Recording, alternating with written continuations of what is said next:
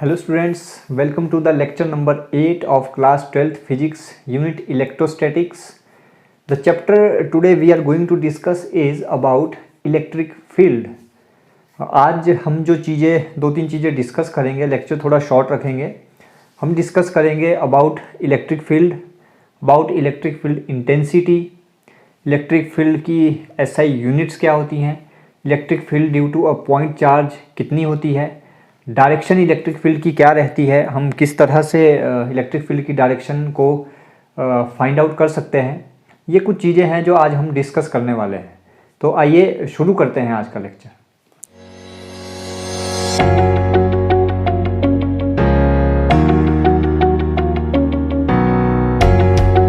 इससे पहले कि हम इलेक्ट्रिक फील्ड के बारे में सीखें, एक थोड़ा स्टोरी टाइप बना के समझने की कोशिश करते हैं. देखिए, अभी तक हम पढ़ चुके हैं कूलम्स लॉ, चार्जेस के बारे में. कूलम ने हमें क्या क्या चीज़ें दी हैं, बहुत ही इंपॉर्टेंट लॉ है इलेक्ट्रोस्टैट का.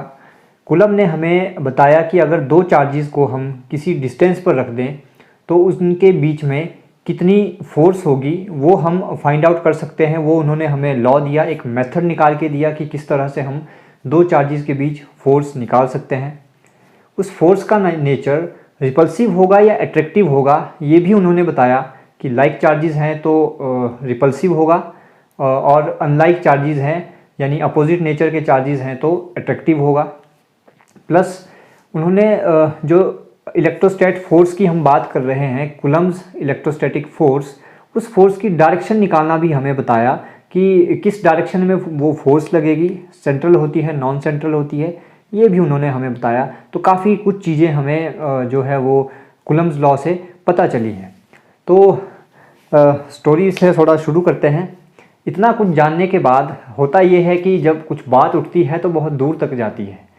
कुछ पॉजिटिव भी निकल के आता है और कुछ नेगेटिव भी हमेशा निकल के आता है. तो पॉजिटिव तो हम ऑलरेडी डिस्कस कर चुके हैं. अब आप कह लीजिए कि कूलम्स लॉ की ड्रॉबैक्स क्या हैं, कहाँ पर ये थोड़ा सा लिमिट हो जाता है या किन चीज़ों को एक्सप्लेन करने में ये लॉ अनेबल हो जाता है, जिसके लिए हमें किन्हीं और अलग कंसेप्ट की ज़रूरत पड़ी, क्यों हमें इलेक्ट्रिक फील्ड का कंसेप्ट लेके आना पड़ा, इस पे बात करते हैं. तो देखिए, इतना कुछ जानने के बाद कोई एक शरारती आदमी कूलम्स को मिल गया. देखिए, यहाँ पे एक आदमी बना है, बल्ले बल्ले बोल रहा है, इसकी बल्ले बल्ले हुई है, इसने कुछ चीज़ें निकाली हैं. इसने क्या किया, कूलम को चैलेंज कर दिया कि आपने जो लॉ दिया है क्या वो सही है या गलत है, ये चेक करते हैं. आप अपने फॉर्मूला से वैल्यू निकाल के दीजिए और हमारे पास मान लीजिए कोई मेथड है जिससे हम फोर्स की वैल्यू निकाल सकते हैं. तो उसने क्या किया, दो चार्जेस को, एक चार्ज मान लेते हैं, ये चार्ज है charge number 1 and this is charge number 2. This is charge number 2 और इनके बीच की डिस्टेंस मान लीजिए जो है, अगर हम बात करें तो उसने मान लीजिए फिक्स कर दी, किसी r डिस्टेंस पे इनको रख दिया और कूलम को बोला कि इनके बीच की फोर्स निकाल के बताइए. तो कूलम जी, जिन्होंने ऑलरेडी एक लॉ दिया था F=1/4πε0 Q1 Q2/r², उन्होंने झट से फॉर्मूला लगा के ये वैल्यू निकाल के उस आदमी, शरारती आदमी के सामने रख दी कि इतनी फोर्स इन दोनों चार्जेस के बीच में लगेगी. तो जब उसने बाय एक्सपेरिमेंटली किसी मेथड से फाइंड किया होगा तो उसने देखा कि हाँ, ये बिल्कुल सही है, जितनी वैल्यू कूलम जी ने निकाल के दी है उतनी ही कुछ अप्रॉक्सीमेट वैल्यू एक्सपेरिमेंटली भी हमारे पास आ रही है. तो लॉ कहीं ना कहीं तक उसे लगा कि ठीक है. अब शरारती था तो उसने थोड़ी सी और शरारत की. उसने क्या किया, इस चार्ज को यहाँ से उठा के वो थोड़ी दूर ले गया और बोला कि अब दोनों के बीच में फोर्स निकाल के बताइए. कूलम जी ने फिर से फॉर्मूला लगाया और झट से आंसर निकाल के उनके सामने रख दिया. एक्सपेरिमेंटली देखा तो आंसर अप्रॉक्सीमेटली सही था, उस वैल्यू के आसपास ही आ रहा था. अब उस आदमी ने क्या किया, इस चार्ज को यहाँ से उठा के कहीं दूर रख दिया, दिस इज चार्ज नंबर 2, और अब बोला कूलम को कि इनके बीच में फोर्स निकाल के बताइए कितनी होगी. तो कूलम ने फिर से वही फार्मूला यूज़ करके आंसर निकाल के उस आदमी के सामने रख दिया. उस आदमी ने जब एक्सपेरिमेंटली देखा तो यहाँ पर जो फोर्स की वैल्यू आई दैट इज़ 0, यानी कूलम्स लॉ से जो वैल्यू निकल के आई उस वैल्यू के साथ ये वैल्यू मैच नहीं कर रही थी, वहाँ पर डिस्क्रिमिनेशन आ गया। अब इसके बारे में सोचा गया कि ऐसा क्यों हुआ होगा। तो सबसे पहले एक फेलियर हमारे सामने, फेलियर तो हम नहीं बोल सकते, ड्रॉबैक है या अनेबिलिटी है कि कूलम्स क्या नहीं बता पाए, उसके बारे में बात करते हैं। उन्होंने फोर्स का नेचर बता दिया, फोर्स का मैग्नीट्यूड बता दिया, लेकिन इस आदमी ने फिर उनसे पूछा कि इन दोनों चार्जेस के बीच में फोर्स जो लग रही है वो किस कारण से लग रही है। आपने मैग्नीट्यूड बता दिया, आपने डायरेक्शन बता दिया, आपने नेचर बता दिया, लेकिन कारण क्या है इन दोनों के बीच में फोर्स लगने का। और जब मैं चार्ज को काफ़ी दूर ले गया तो आपने तो फिर भी आंसर निकाल के दिया, लेकिन मेरे पास एक्सपेरिमेंटली आंसर 0 आ रहा है। इसका कारण क्या है, इतनी डिस्क्रिमिनेशन क्यों आ रही है। तो इन चीज़ों को एक्सप्लेन करने में कूलम्स लॉ एबल नहीं था, कूलम्स इन चीज़ों को एक्सप्लेन नहीं कर पाए। इन चीज़ों को एक्सप्लेन करने के लिए फिर हमें एक कंसेप्ट पे आगे जाना पड़ा, that concept is called electric field. Example से समझते हैं इलेक्ट्रिक फील्ड क्या है, यहाँ तक हम कैसे पहुँचे, आई होप आपको क्लियर होगा।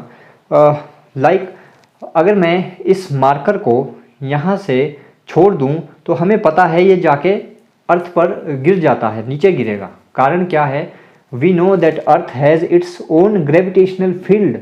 अर्थ की अपनी एक फील्ड है, इस फील्ड में अगर कोई भी चीज़ मैं रखूँगा that thing will experience a force, और वो फोर्स कौन सी है, दैट इज़ ग्रेविटेशनल फोर्स। और ग्रेविटेशनल फोर्स का नेचर कैसा है, ऑलवेज अट्रैक्टिव। अर्थ किसी भी चीज़ को अपनी तरफ खींचेगी, लेकिन कब तक खींच सकती है, जब तक वो चीज़ अर्थ की ग्रेविटेशनल फील्ड में है, जो क्लास 11th में आपने बहुत डिटेल में पढ़ा है। अगर मैं किसी चीज़ को अर्थ की ग्रेविटेशनल फील्ड से बाहर ले जाऊं तो क्या वो चीज़ अर्थ में वापस नीचे गिर सकती है, हमने पढ़ा है नहीं गिरेगी। अर्थ की ग्रेविटेशनल फील्ड जहां पर ख़त्म होती है उसके बाद अब किसी भी चीज़ को छोड़ दो, वो एज इट इज़ मूव करती रहेगी, वो अर्थ की तरफ अट्रैक्ट नहीं होगी। तो ऐसा ही कुछ यहाँ पर भी होता होगा, ये सोचा गया कि ऐसा ही कुछ चार्ज के साथ भी होता होगा। एक और एग्जांपल से आप समझ सकते हो कि मान लीजिए आपके घर में एक डॉगी है, और उस डॉगी ने अपना एक एरिया निर्धारित किया हुआ है कि अगर इस एरिया में कोई आया तो वो डिसाइड करेगा कि उसको अंदर आने देना है या नहीं आने देना है। दोनों चीज़ें उसके पास अवेलेबल हैं।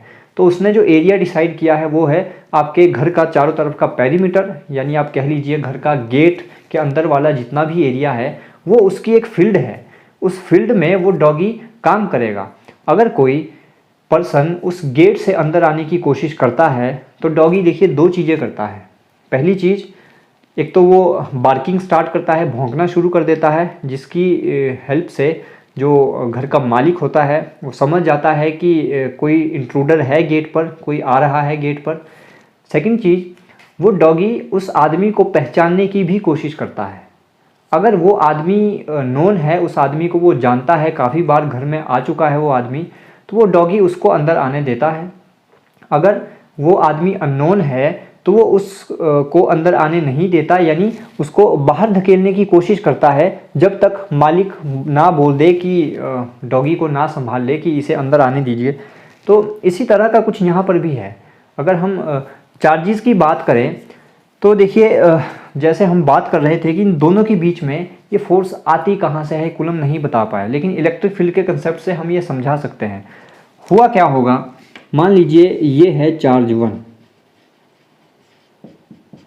ऐसा माना गया कि इस चार्ज के चारों तरफ कुछ है, इस चार्ज के चारों तरफ यानी एक स्पेस है। इस स्पेस में अगर मैं कोई दूसरी चीज़ लेके आऊँगा तो वो चीज़ फोर्स एक्सपीरियंस करेगी। एंड ये जो स्पेस हमने बात की, this space is called electric field. जैसे सेम फॉर, अगर ये हमारी अर्थ है और ये अर्थ की ग्रेविटेशनल फील्ड है, अगर मैं किसी चीज़ को इस अर्थ की ग्रेविटेशनल फील्ड के अंदर छोड़ता हूँ तो वो आके वापस अर्थ पर गिरती है, लेकिन अगर मैं किसी चीज़ को अर्थ की ग्रेविटेशनल फील्ड के बाहर छोड़ूंगा तो वो वापस अर्थ पर नहीं आएगी। सिमिलरली यहाँ भी है, जो हमने एग्जांपल देखा इस चार्ज पे फोर्स 0 क्यों आई होगी? कारण यही रहा होगा कि ये जो चार्ज था ये इस चार्ज की ग्रेविटेशनल फील्ड के बाहर निकल गया। अगर ये इसकी ग्रेविटेशनल फील्ड के बाहर निकल गया तो ये चार्ज फोर्स एक्सपीरियंस नहीं करेगा, फोर्स की वैल्यू 0 आई। तो यही कुछ कंसेप्ट है इलेक्ट्रिक फील्ड का। तो हमने क्या बोला, चार्ज के चारों तरफ का स्पेस, जिस स्पेस में कोई दूसरा चार्ज फोर्स एक्सपीरियंस करे, that is called the electric field of that charge. तो ये की पॉइंट मैंने यहाँ पे नोट डाउन किए थे कूलम्ब्स लॉ के बारे में कि Coulomb law tells us about the force between two charges. He gave us a method to calculate force between two charges separated by a distance, tells us about the direction and nature of force. किन चीज़ों के बारे में वो नहीं बता पाया, that is unable to tell about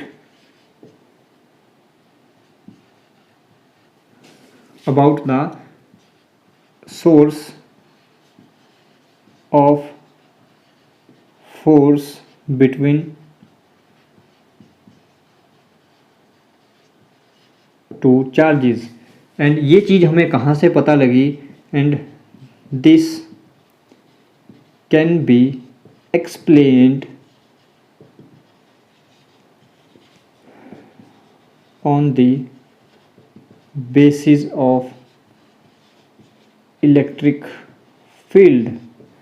और यहाँ पर दो स्टेप रहते हैं, there are 2 steps. Before that please pause the video to note it down. अब बात करते हैं फील्ड कंसेप्ट के बारे में कि इलेक्ट्रिक फील्ड कंसेप्ट क्या है। देखिए, जब भी कोई कंसेप्ट बनता है तो पहले अजम्पशंस रहती हैं। अगर वो अजम्पशंस पूरी तरह से किसी चीज़ को एक्सप्लेन कर पाती हैं विद एक्सपेरिमेंटल प्रूफ्स, तो वो हमारे पास एक थ्योरी बन जाती है। तो फील्ड कंसेप्ट में भी ऐसा ही था, पहले अजम्पशंस थी, लेकिन वो अजम्पशंस जब बाद में देखी गई तो वो पूरी तरह से कंसेप्ट को एक्सप्लेन कर रही थी, एक्सपेरिमेंटली प्रूव की गई, करेक्ट आई, तो उसके बेस पे हमारे पास ये कंसेप्ट बनके तैयार होता है, that we call as field concept. Field concept के अकॉर्डिंग दो चार्जेस के बीच की जो फोर्स है ये एक 2 स्टेप फोर्स है। स्टेप नंबर 1 अज्यूम किया गया कि मान लेते हैं कोई चार्ज Q स्पेस में किसी पॉइंट पर प्रेजेंट है। मान लीजिए this is charge Q present in space at some point, किसी पॉइंट पर कोई चार्ज Q प्रेजेंट है। तो पहले स्टेप में ये माना गया कि इस चार्ज ने अपने चारों तरफ कुछ क्रिएट किया, that charge created something around it. मान लीजिए इस चार्ज ने अपने चारों तरफ कुछ क्रिएट कर दिया, that something which it created about it's around its space is called electric field. इसे बोला गया इसकी इलेक्ट्रिक फील्ड। तो दिस इज स्टेप नंबर 1 जो यहाँ पर लिखा भी है, यही है। Consider a charge is present in space. In first step it is assumed that charge Q create something around it and that something is called its electric field, just like the earth and earth has its gravitational field. The second step is, and one thing you have to remember is, इस charge को बोला जाता है source charge. ध्यान रखिएगा, अभी जब हम आगे डेरिवेशंस करेंगे तो वहाँ पर सोर्स चार्ज और टेस्ट चार्ज ये चीज़ें हम बहुत बार लिखने वाले हैं। तो सोर्स चार्ज क्या होगा? वो चार्ज जो अपने चारों तरफ कुछ क्रिएट करेगा, और वो कुछ क्या है? That is electric field, that is called source charge. Source का मतलब ही क्या है? वो चीज़ जो कुछ दे रही है, जिसके पास कुछ है, that is called source charge. तो यहाँ पे वही लिखा है, charge Q is called source charge. In step number 2 ऐसा माना गया कि इस चार्ज के चारों तरफ जो एक फील्ड सेटअप हो गई थी, इस फील्ड में अगर मैं कोई दूसरा चार्ज Q0 रखूं, मान लीजिए कोई दूसरा चार्ज Q0 इसकी इलेक्ट्रिक फील्ड में हम रखते हैं, इस Q0 को बोला जाता है टेस्ट चार्ज। यानी हम सिर्फ चेक कर रहे हैं, टेस्टिंग के लिए हमने रखा है कि यहाँ पे इलेक्ट्रिक फील्ड है भी या नहीं है, ये चार्ज टेस्ट चार्ज कोई फोर्स फील करता है या नहीं है, सिर्फ हम टेस्टिंग कर रहे हैं। तो इसीलिए इसको बोला जाता है टेस्ट चार्ज। टेस्ट चार्ज का कंसेप्ट क्या है, क्या इसका सिग्निफिकेंस रहता है, वो भी अलग से आपको बता दूंगा। फिलहाल आप इतना ध्यान रखिए कि सोर्स चार्ज की इलेक्ट्रिक फील्ड में जो भी चार्ज हम टेस्टिंग के लिए रखेंगे, that is called test charge. तो सेकंड स्टेप में ये अज्यूम किया गया कि इस सोर्स चार्ज की इलेक्ट्रिक फील्ड में अगर हम कोई टेस्ट चार्ज Q0 रख देते हैं, जो यहाँ पे लिखा है if test charge is placed in the electric field produced by source charge Q the electric field exert force on it. इसका मतलब ये चार्ज, टेस्ट चार्ज कुछ फोर्स फील करेगा।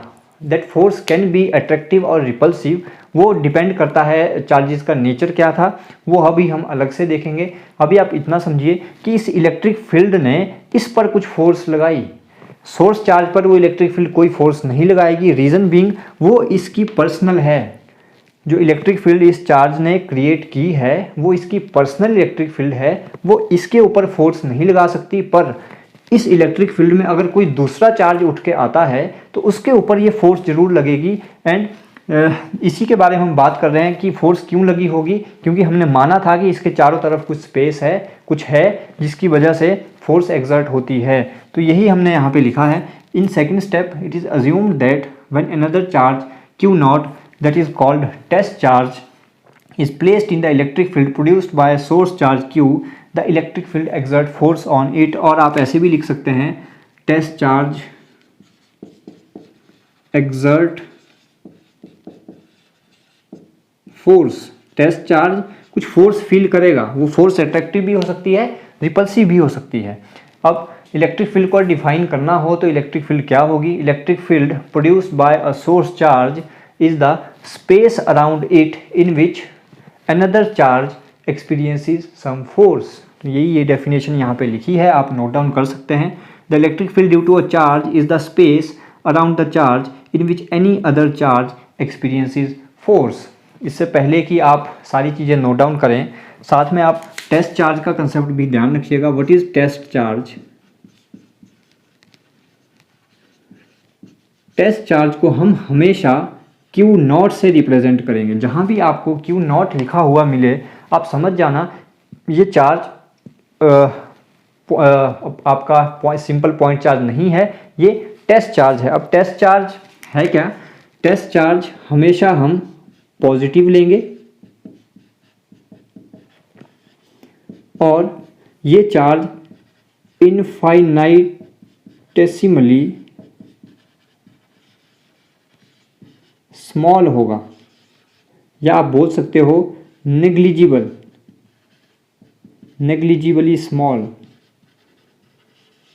अब इसको क्यों इतना स्मॉल या इतना छोटा लिया जाता है? देखिए, हम सिर्फ टेस्टिंग करना चाहते हैं, हम नहीं चाहते कि इस टेस्ट चार्ज की वजह से इस पे भी कोई फोर्स लगे। आपको पता है जब कोई दो चार्जेस पास आएंगे तो ये भी इस पे फोर्स लगाएगा, ये भी इस पे फोर्स लगाएगा, लेकिन हम नहीं चाहते कि इस चार्ज पर कोई फोर्स लगे। अगर इस चार्ज पर हम चाहते हैं कोई फोर्स ना लगे तो इस चार्ज को हम इतना छोटा लेते हैं कि इसकी वजह से इस पे कोई फ़र्क नहीं पड़ेगा, इसीलिए इसको बोला जाता है टेस्ट चार्ज। और आप बोल सकते हो ध्यान रखना दो तीन चीज़ें, हमेशा टेस्ट चार्ज हम पॉजिटिव लेंगे, नेचर होगा इसका ऑलवेज पॉजिटिव। इनफाइनाइटेसिमली स्मॉल होगा, यानी इतना छोटा कि इसकी वजह से दूसरे चार्ज पर कोई इम्पैक्ट नहीं पड़ता, कोई फोर्स नहीं लगेगी। This is the concept of test charge. और आपसे ये वाइवा में भी पूछा जाता है कि क्यों टेस्ट चार्ज को हम इनफाइनाइटेसिमली स्मॉल या नेग्लिजिबल मान के चलते हैं। तो please pause the video to note it down. Next बात करते हैं इलेक्ट्रिक फील्ड इंटेंसिटी क्या होती है। अभी तक जो हमने पढ़ा है वो ये था कि कोई सोर्स चार्ज है, this is my source charge, और इस सोर्स चार्ज ने अपने चारों तरफ कुछ क्रिएट किया, उस कुछ को हमने नाम दिया था इलेक्ट्रिक फील्ड, यानी ये इसकी इलेक्ट्रिक फील्ड है। अब अगर आपसे पूछा जाए कि इस इलेक्ट्रिक फील्ड की इंटेंसिटी कितनी होगी, इंटेंसिटी मीन्स इसका मैग्नीट्यूड कितना होगा, कितनी वैल्यू होगी, तो इसके लिए भी हमें एक कंसेप्ट पढ़ना पड़ता है, that is called electric field intensity. So electric field intensity का मतलब क्या है कि जो सोर्स चार्ज ने अपने चारों तरफ इलेक्ट्रिक फील्ड क्रिएट की है, उस इलेक्ट्रिक फील्ड का मैग्नीट्यूड किसी पर्टिकुलर पॉइंट पर अगर आपसे मैं पूछूं इस पॉइंट पर इलेक्ट्रिक फील्ड कितनी होगी, ये आपसे पूछूं, तो ये हम डिफाइन करते हैं फ्रॉम इलेक्ट्रिक फील्ड इंटेंसिटी। और समटाइम्स हम इलेक्ट्रिक फील्ड इंटेंसिटी को सिंपली इलेक्ट्रिक फील्ड भी बोलते हैं। तो इलेक्ट्रिक फील्ड इंटेंसिटी क्या होती है? मान लीजिए इस पॉइंट पर इलेक्ट्रिक फील्ड इंटेंसिटी फाइंड करनी है। तो इलेक्ट्रिक फील्ड इंटेंसिटी क्या होगी? इलेक्ट्रिक फील्ड इंटेंसिटी होगी इस पॉइंट पर टेस्ट चार्ज ने कितनी फोर्स एक्सपीरियंस की, that is called electric field intensity at that point. तो हमने क्या बोला, इलेक्ट्रिक फील्ड इंटेंसिटी क्या होगी? Electric field intensity of a point is the force experienced per unit positive test charge. इसका मतलब पॉजिटिव टेस्ट चार्ज ने इस पॉइंट पर कितनी फोर्स एक्सपीरियंस की, that is called electric field intensity. आइए डेफिनेशन देखते हैं आपको पेपर में कैसे लिखनी है। Electric field intensity at a point due to source charge may be defined as the force experienced per unit positive test charge placed at that point without disturbing source charge, that is called electric field intensity। मान लेते हैं let test charge Q naught experiences force F, then electric field intensity at that point will be denoted by capital E will be equal to force experienced per unit positive test charge। और ये vector quantity है, इसके ऊपर vector जरूर लगाइएगा। Electric field intensity हमें magnitude के साथ साथ इलेक्ट्रिक फील्ड की डायरेक्शन भी बताती है। So it is a vector quantity. अभी हम सिर्फ मैग्नीट्यूड की बात कर रहे हैं, कैसे निकालते हैं इलेक्ट्रिक फील्ड की डायरेक्शन कैसे देखनी है वो आपको अलग से अभी बताता हूँ। फिलहाल आप मैग्नीट्यूड कैसे निकालेंगे, E is equal to F upon Q not. और कई बार आपको ऐसा भी देखने को मिल सकता है, E is equal to limit Q nought tends to 0 F upon Q nought. इसका मतलब क्या है? इसका मतलब है क्यू नॉट एक बहुत छोटा चार्ज है, जो हमने बोला था कि नेग्लिजिबली स्मॉल है। ये चीज़ वही डिनोट करती है कि क्यू नॉट अप्रॉक्सीमेटली स्मॉल है, बहुत छोटा चार्ज है। लिमिट क्यू नॉट 0 को टेंड कर रहा है, 0 नहीं है पर 0 को टेंड कर रहा है। और formula as it is F upon Q nought. अगर इसकी हम SI यूनिट्स की बात करें, फोर्स की यूनिट होती है न्यूटन, चार्ज की यूनिट कूलम, तो आप लिख सकते हैं न्यूटन पर कूलम ऐसा unit of electric field intensity. अगर इसका डायमेंशनल फॉर्मूला भी आपसे पूछा जाए, what will be its dimensional formula? Dimensional formula of force is mlt-2 and dimensional formula of charge is A into T. ये A into T कहाँ से आता है? We know current equal to charge per unit time, तो यहाँ से Q आप लिख सकते हो I इंटू टी, और I का जो डायमेंशनल फार्मूला है दैट इज A, टाइम का है T। तो चार्ज का डायमेंशनल फार्मूला होता है A इंटू टी। अगर इसे हम सॉल्व करके लिखें तो it will become ml t-3 A-1। This is the dimensional formula of electric field intensity. और ध्यान रखिएगा electric field intensity is a vector quantity. Please pause the video to note it down. Magnitude कैसे लिखना है वो हमें आ चुका है। मैग्नीट्यूड को हमने लिखा था E is equal to F upon Q not, और इसे मैं ऐसे भी लिख सकता हूँ F is equal to q naught into E. ये फार्मूला भी हमें बहुत जगह काम आने वाला है। कई जगह हमें इलेक्ट्रिक फील्ड की वैल्यू पता होगी, चार्ज की वैल्यू हमें पता होगी, वहाँ पर हम बता सकते हैं कि कितनी फोर्स एक्सपीरियंस कर रहा है टेस्ट चार्ज। तो ये फार्मूला भी आपको ध्यान रखना है। बात करते हैं इसकी डायरेक्शन के बारे में, डायरेक्शन कैसे चेक करनी है। एग्जाम्पल लेते हैं, मान लीजिए this is a charge plus Q, a source charge, this is source charge. यहाँ पर हमने रख दिया कोई टेस्ट चार्ज क्यू नॉट।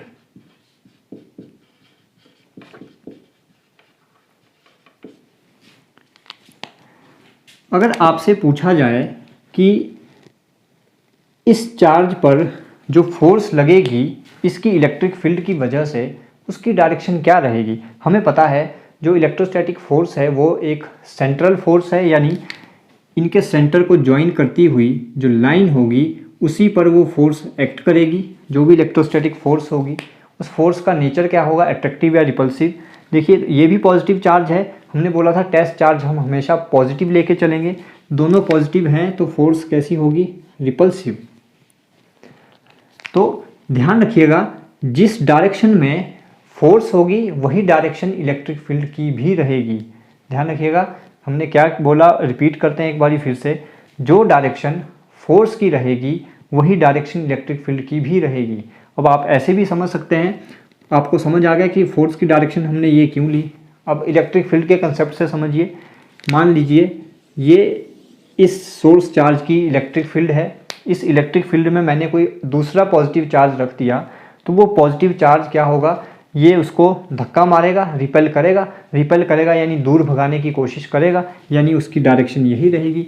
तो इलेक्ट्रिक फील्ड की डायरेक्शन हमेशा वही होगी जो डायरेक्शन इलेक्ट्रोस्टैटिक फोर्स की होगी। तो हम लिख सकते हैं द डायरेक्शन ऑफ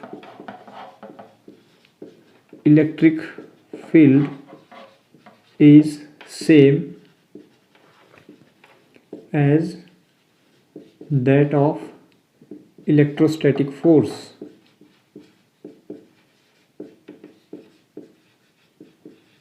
अब चार्जेस हमारे पास अलग अलग हो सकते हैं, हो सकता है सोर्स चार्ज पॉजिटिव हो सकता है सोर्स चार्ज नेगेटिव हो। उनकी रिप्रेजेंटेशन हम किस तरह से करते हैं, अगर हमारे पास पॉजिटिव सोर्स चार्ज है और मान लीजिए यहाँ पर हम कोई टेस्ट चार्ज रखते हैं तो डायरेक्शन क्या रहेगी, हमें पता है इनके सेंटर को मिलाती हुई लाइन बाहर की तरफ। अगर टेस्ट चार्ज को मैं यहाँ पे रखता हूँ तो वो भी पॉजिटिव ये भी पॉजिटिव, रिपल्सन होगी, दोनों के सेंटर को मिलाती हुई लाइन और रिपेल करेगी। सिमिलरली यहाँ पे रखता हूँ तो कुछ इस तरह से,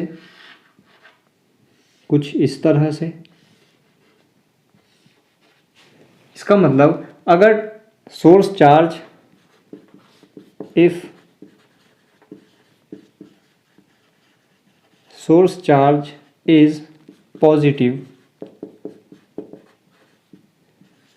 electric field direction will be towards outside। Negative के लिए चेक कर लेते हैं, मान लीजिए सोर्स चार्ज नेगेटिव है और यहाँ पर मैं कोई पॉजिटिव टेस्ट चार्ज Q0 रख देता हूँ, तो अब फोर्स की डायरेक्शन क्या रहेगी, इनके सेंटर को मिलाती हुई लाइन पर ही फोर्स लगेगी, अंदर की तरफ लगेगी या बाहर की तरफ को।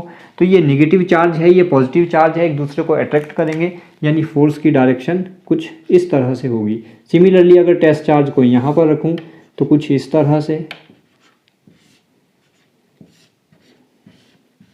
तो हमने क्या देखा, अगर टेस्ट चार्ज पॉजिटिव है तो इलेक्ट्रिक फील्ड की डायरेक्शन बाहर की तरफ, अगर टेस्ट चार्ज नेगेटिव है तो इलेक्ट्रिक फील्ड की डायरेक्शन अंदर की तरफ। तो यहाँ पर आप नोट डाउन कर लीजिएगा, if source charge is negative direction of electric field will be toward inward. तो आज की वीडियो में इतना ही। नेक्स्ट लेक्चर में हम डिफरेंट केसेस लेके देखेंगे कि किस तरह से हम इलेक्ट्रिक फील्ड की वैल्यूज़ को फाइंड आउट कर सकते हैं। अपने घरों में रहिए, सुरक्षित रहिए, अपने बड़े और जो भी आपसे छोटे हैं सबका ध्यान रखिए। Thank you so much.